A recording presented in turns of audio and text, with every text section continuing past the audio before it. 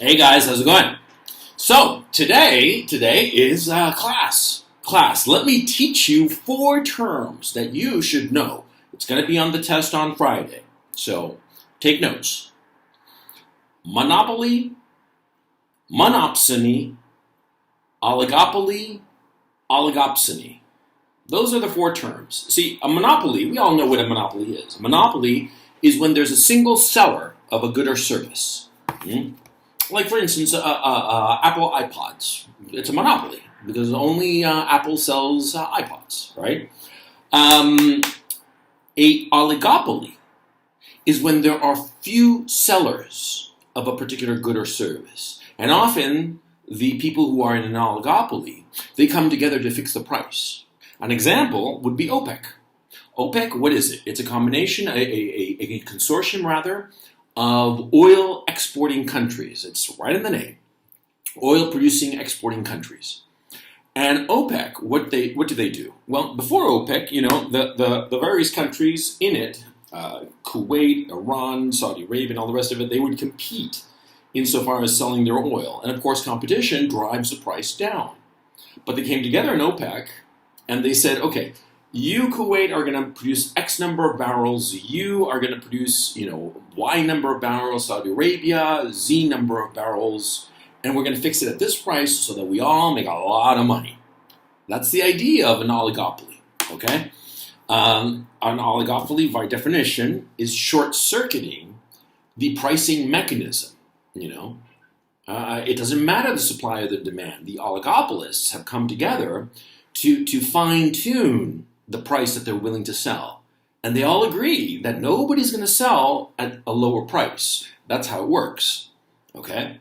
An oligopoly only works if the people who are in control of the market, the majority of the market in this case, none of them cheat. If they cheat, then the whole system kind of starts to crumble because there's price competition, which is what they don't want, right? Okay, that's an oligopoly, but what's a monopsony? A monopsony is when there's a single buyer, okay? Now, a simple example of this is U.S. government, see? U.S. weapons manufacturers, there are a bunch of them, General Dynamics, Raytheon, all the rest of it, but they only have one customer, the U.S. government, see? That's a monopsony, a single buyer in the market. And what's an oligopsony? When there are very few buyers, or a small group of buyers dominates the majority of the market, okay? And so they can if they come together as an oligopsony, they can control the price of a good or service that they are buying, see? And that way they can, of course, force the producers, who are multiples, to lower their price to meet the price that they are setting, see? It's the flip side of an oligopoly, where an oligopoly sells you something, an oligopsony buys something. Okay? Now, why am I giving you this little lesson that, as I insist, there will be a test on Friday, and it will determine 1/3 of your grade for the semester, so you better prepare. Anyway, the point of this is very simple. The Europeans and the Americans, the G7, they're hell-bent for leather on setting a price cap for Russian oil, see? Because the thing that just chaps their ass, that just drives them around the bend, is the fact that, see, the Russians, because of all the sanctions and all the rest of it, they started selling less oil than before the war.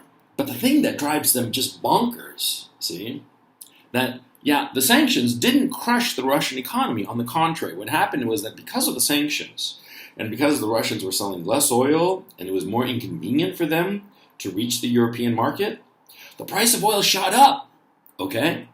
And so what's happened, that even though the Russians are actually selling fewer barrels of oil per day, they are making tons more money. They're actually coming out ahead of this whole war, okay? The sanctions, far from hurting the Russians, it made them richer. This is a fact, okay? And it just drives the Europeans and the Americans, I mean, the whole crowd that's anti-Russia, it just drives them bonkers, They're like, how can Putler win like this all the time? So, They came up with, Janet Yellen of all people came up with this notion of a oil price cap, a Russian oil price cap. But this would affect only the Russians. See, shipborne oil from the Russians would be set at a fixed price. There have been some negotiations, and they were talking about maybe making it variable, but in the end, no. They want to make it a fixed price. The word that's coming out from the negotiations is that they want to set it at around $60, 60 odd dollars, which was the pre-war price. Okay, because they don't want windfall profits to fall into the Russians' lap, which has been happening for the last 8-9 months, right? And so they want to set this price cap. And they've been negotiating the rules of all of this. And okay, now the problem, what they basically want to do, the Europeans and the G7, the West, the collective West, the Americans and their little European minions, right? They wanted to create an oligopsony, a cartel of buyers, so as to push down the price of oil.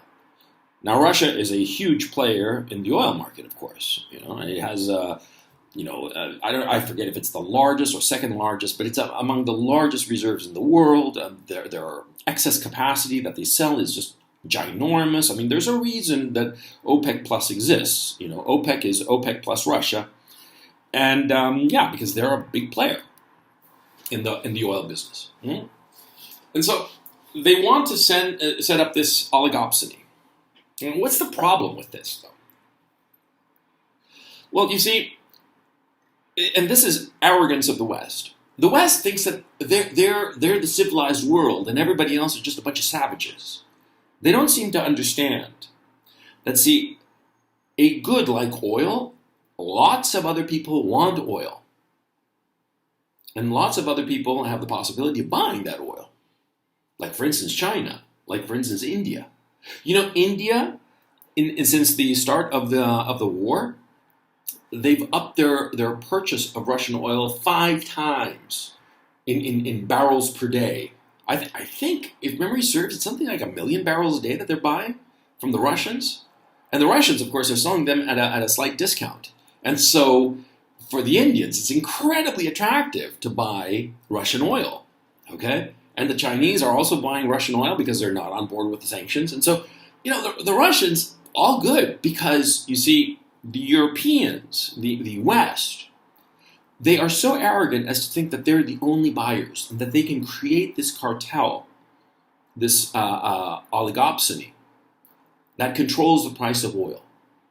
And they're creating all these rules affecting Russian oil. That the Russian oil, once it's, it can't be sold on the high seas, because in the oil business, a lot of times oil is in some tanker and it's going in transit from one place to another. And along the way, some trader will sell his position in that oil and it will become the property of somebody else, right? And they're setting all up the G7 with this price cap scheme. They're setting up all kinds of rules so as to make it impossible for people to do that, or that it has to remain at the price cap, all kinds of bullshit. Because the problem here is that the Europeans are not the major buyers of Russian oil. See? And so their scheme, this price cap, it's not going to work. And you know who's going to get hurt by it? The Europeans, exactly. Because what will happen is very simple. People in other places in the world, in India, in China, and everywhere else, they're going to buy this Russian oil at the market price. And they're going to flip it to the Europeans. And they're going to add a markup to it, inevitably. And so the Europeans are going to wind up buying the same Russian oil that they would have bought, but with this markup. And it's going to be enough of a bite that it's going to hurt the Europeans. And this is going to be despite the fact that they are de-industrializing. Because Europe, because of these sanctions, is rapidly de-industrializing. Do you know what that means? It means businesses are going broke. That's what it means. It's a very sophisticated term to hide the fact that European, especially German European industry and German industry is just going bankrupt. This is de-industrialization, okay? And so the Europeans, far from being a dominant buyer in the market, their share of the market is shrinking because all their industry is going broke.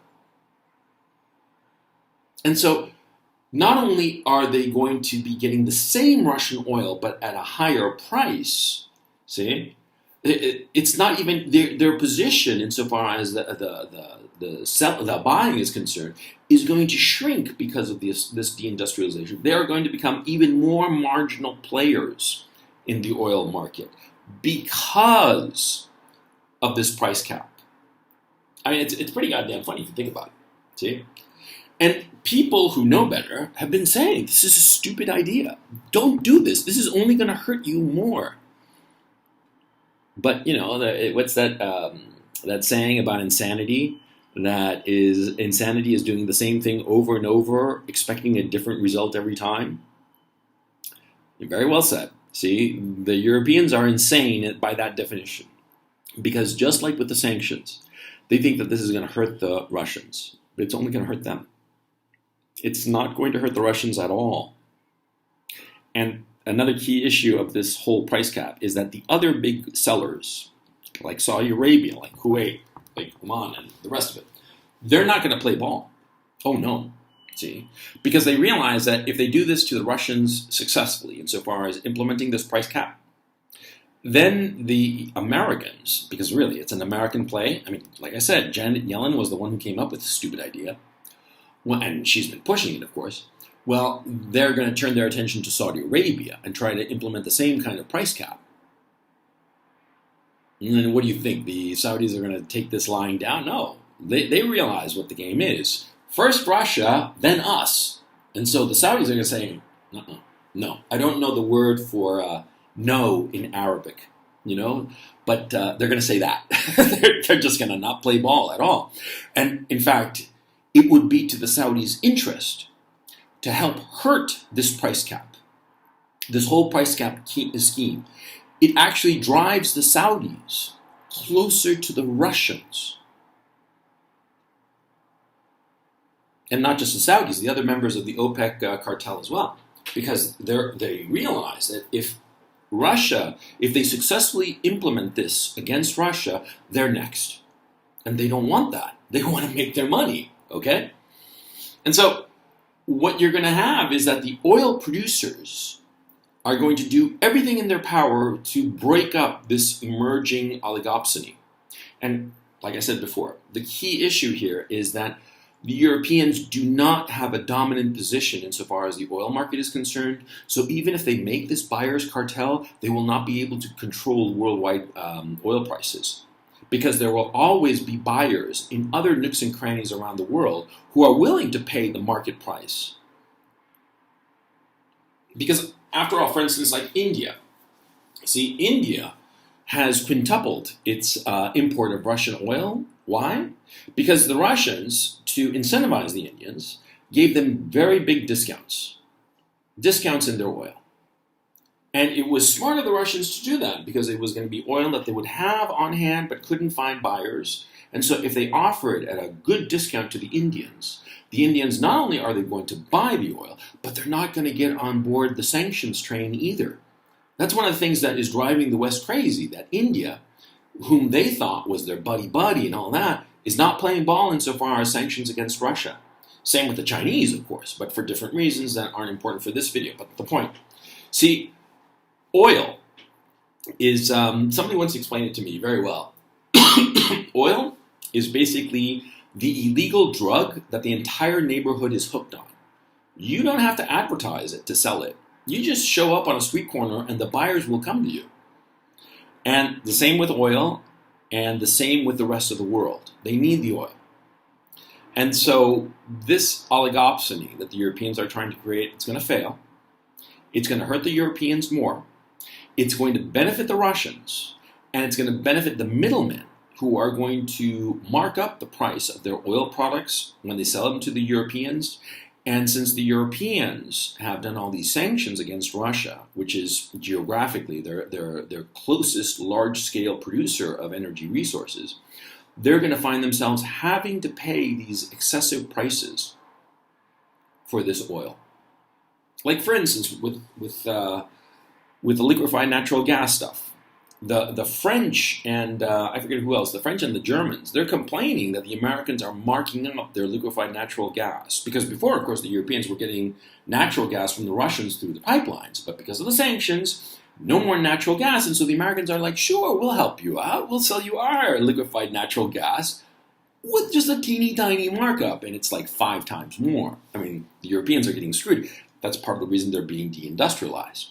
Because European industrialization depended on cheap energy resources provided by Russia.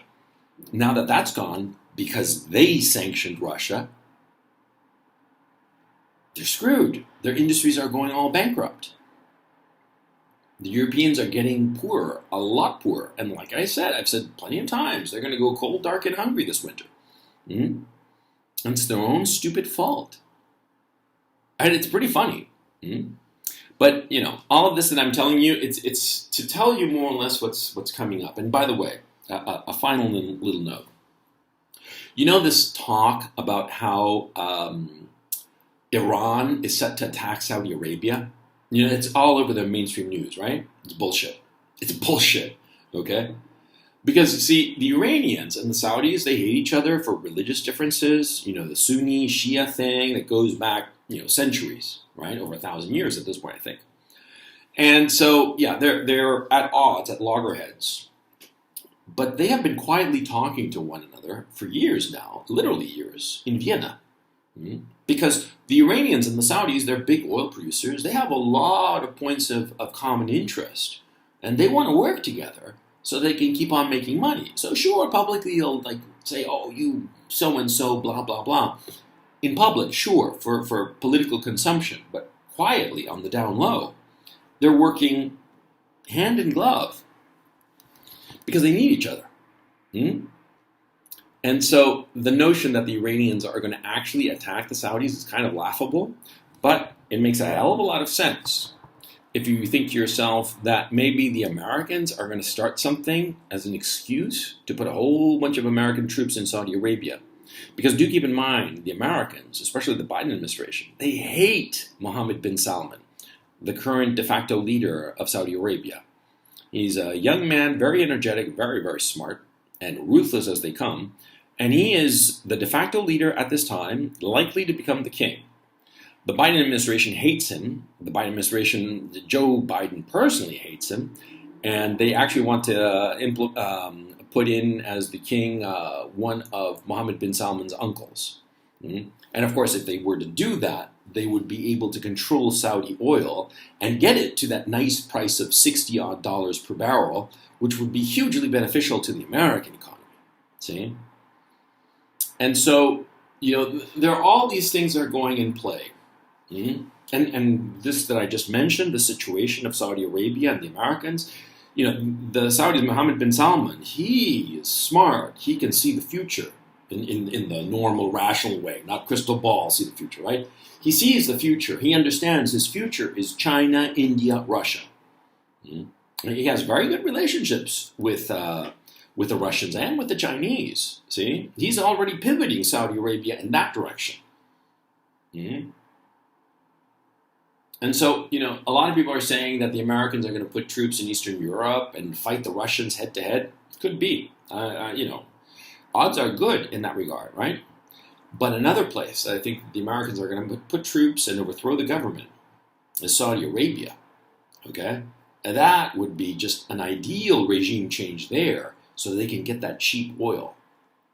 I don't know, these are just some thoughts, some ideas I'm throwing out there, figuring that you should get a sense of what's really going on. Yeah, and by the way, test on Friday, 1/3 of your grade for the semester.